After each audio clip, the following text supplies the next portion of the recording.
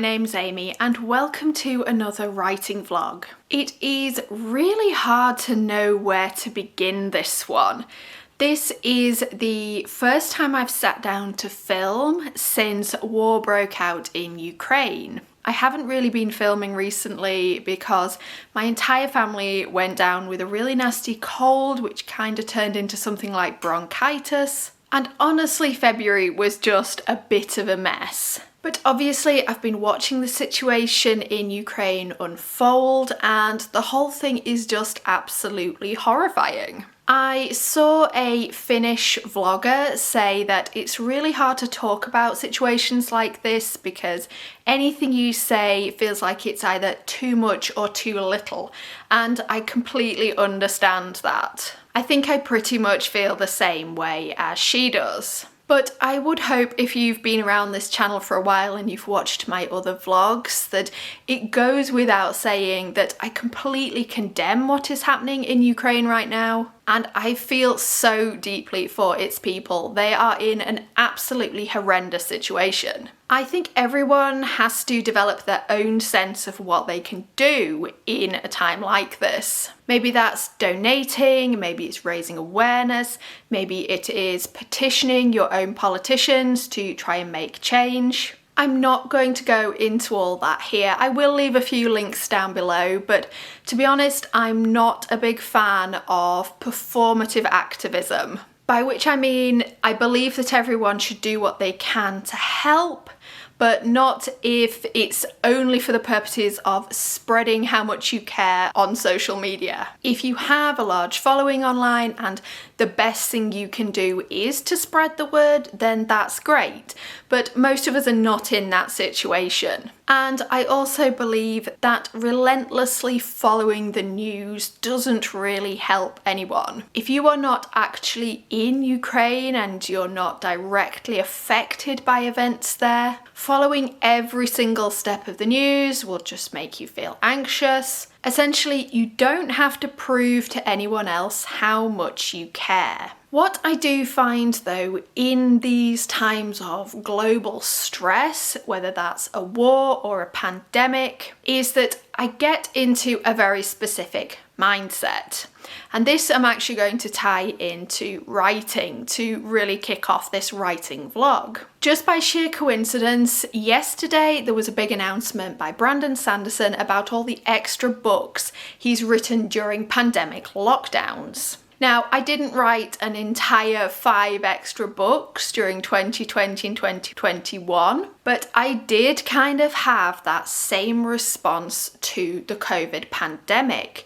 When we were in lockdown, and particularly in the first half of 2020, I wrote a lot. There was a lot of talk on social media about how to take care of yourself and take time off and learn new hobbies, and I completely ignored all of that.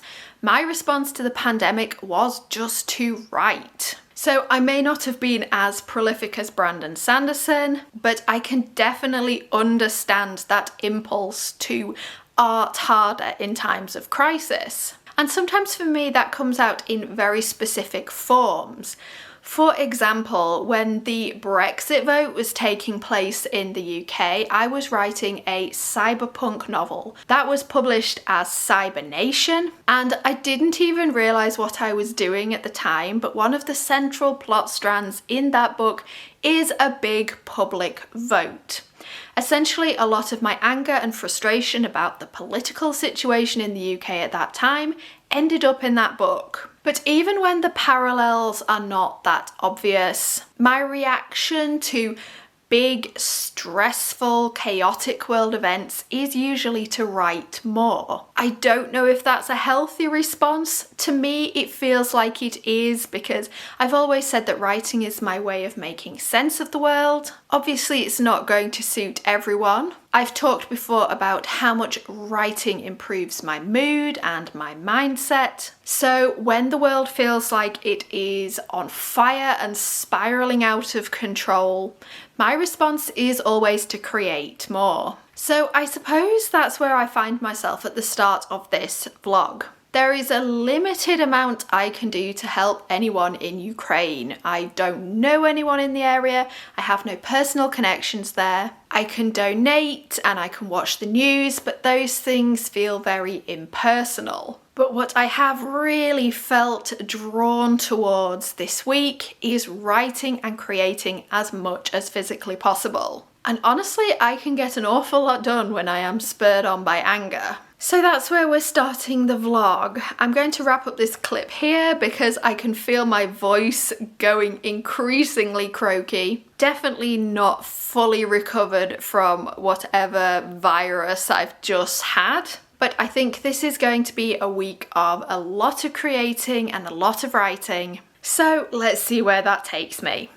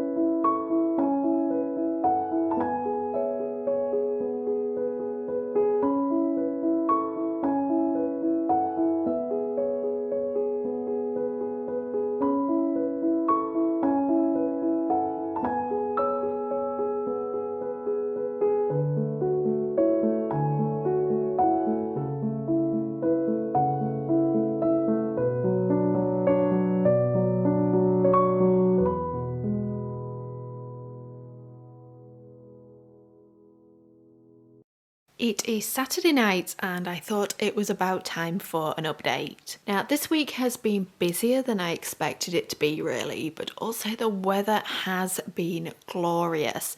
We've actually had some really warm sunny days, which has made such a nice change. February was a month of rain and storms and gales and it was pretty miserable to be honest, so it has been really nice to see the sun again. So we've been getting outside a lot and I have got loads of walking footage, more than I know what to do with. In terms of writing, I am still steadily editing Project Moon. I think I'm now on about chapter 17 of 20. I really would like to get this editing pass wrapped up as soon as possible. I had a vague idea of finishing it this week, but I think that was always unrealistic. I have other things to be getting on with though. I've got some marketing work to complete because I've got some book releases coming up. So I would like to get this particular round of edits done as soon as possible. Hopefully that will be next week, but if it takes a couple of weeks, I can still live with that. And actually the big development this week is that I started drafting a new book. This is the third book in my Eidolon Division trilogy. I haven't announced a name or any details for it yet, and these always go out to my newsletter first. So I won't be talking about it in any great detail just yet. This is a book that I'm hoping to release early next year, so essentially I'm getting a head start on it right now. It is on my calendar to draft from about May or June onwards, but I'm aware that my schedule for this year is really tight. and I've known that from the time I made it. So whilst I've been in the mood to draft and whilst I've had a bit of spare time in the evenings, I thought I would dive into this book. And I have to say, the political situation in the world right now has kind of influenced that decision. There is something about cyberpunk and this trilogy in particular that I always turn to it when the state of the world is making me angry. The main character in the books is not angry at all. She's pretty emotionless, certainly compared to a lot of other characters I've written. But the whole setup of the world and the genre and the technology and all the different plot situations in these books is very much influenced by current events. Like I talked about earlier in the vlog, the first book is very heavily influenced by the Brexit vote in the UK. And whilst there is not a war in the third book that I've just started drafting, it is definitely a case of me looking at the news, feeling extremely frustrated and really pouring that emotion into my fiction. So I'm not hoping to make any particularly big progress on this book over the next few weeks. I'm still also drafting Project Mythic. I wrote 500 words of that tonight, and I talked about that in my last video. So I'm kind of using my evenings at the moment to alternate between Project Mythic and this third Eidolon Division book, and also to edit videos and to read books. There is always a lot I want to do and never enough time to do it. But I'm pleased to be getting a bit ahead with my drafting schedule, and honestly right now I am just pleased to be taking my emotions out in my fiction.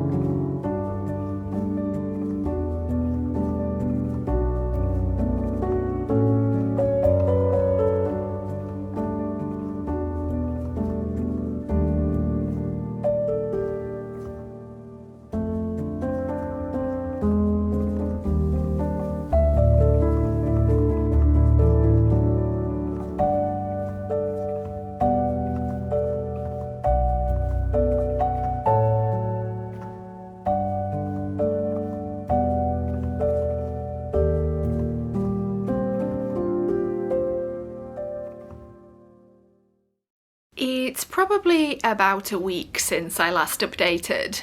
I've been steadily working away on a few different things. Now actually the editing on Project Moon has slowed down quite a bit. I had a vague idea that I might finish it this week, but that is looking very unlikely now. However, I have taken care of some other bits and pieces of work that have been waiting for my attention for a really long time. I have a prequel story to one of my series that is available as a newsletter freebie, and I've just revamped that. I've also been doing work on my newsletter and on my website. So it's been one of those weeks of taking care of things that I keep putting off. I prefer to focus on the big projects, whether that's drafting or editing, because I get the most satisfaction from those and I feel like I'm moving closer to my goals by focusing on them. But that sometimes means that there are other jobs that I put off for far too long.